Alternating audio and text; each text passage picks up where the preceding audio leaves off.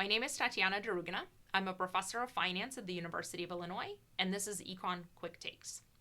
Today, I'd like to talk about free markets and when they work well.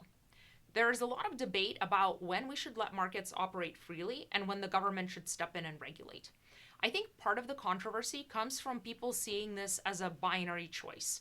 Either we always want free markets or we never do. But the reality is much more nuanced. In fact, there's a set of conditions that have to hold for a market to work well without government intervention. Let's start by defining what it means for a market to work well. Economists define this as maximizing the total benefit that society gets from the market.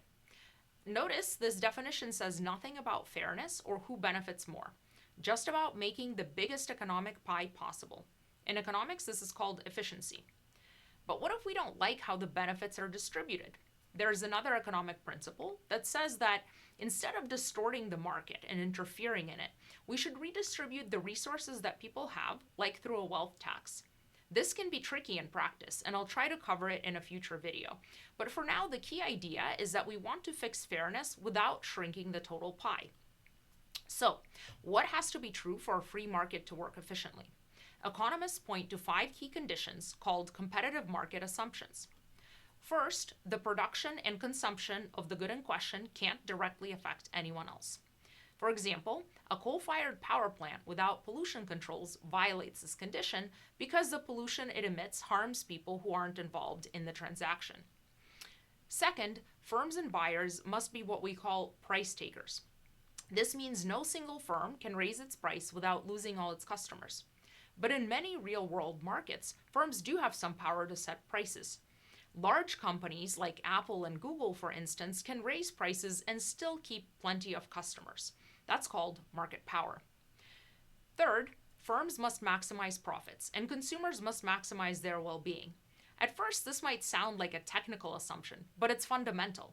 If businesses are making decisions based on things other than profits, like keeping inefficient factories open for political reasons, or if consumers are making choices that don't align with their own best interests, the market outcome won't be efficient. Fourth, firms and consumers must know the market price and understand the product perfectly. If buyers can't judge a product's quality, markets can break down.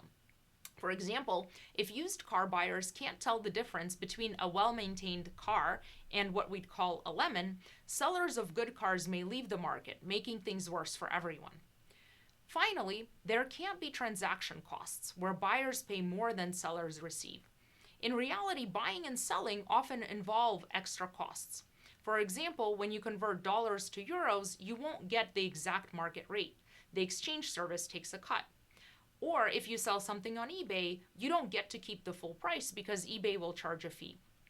At this point, you might be thinking, this sounds impossible. Is there any market where all these conditions hold? And you'd be right, there really aren't. But some markets come close. Simple agricultural commodities like corn and soybeans are good examples. A bushel of corn is a bushel of corn and no single farmer controls the price. But even in agriculture, pollution from fertilizers and pesticides violates the first condition. So where does this leave us? I like to think of perfect competition, which is what these assumptions describe, as a useful benchmark for evaluating real-world markets. The closer a market comes to meeting these 5 conditions, the better it will function in terms of maximizing total benefits. And because economists have studied what happens when each condition is violated, we can design targeted policies to fix specific market failures. So the bottom line is this: don't think of markets in black and white terms. Instead, think of them in terms of how close they are to perfect competition. How close are they to meeting these 5 assumptions? That's admittedly more complicated, but also much more useful.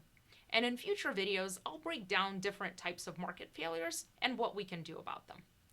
Thanks for watching. This is Econ Quick Takes.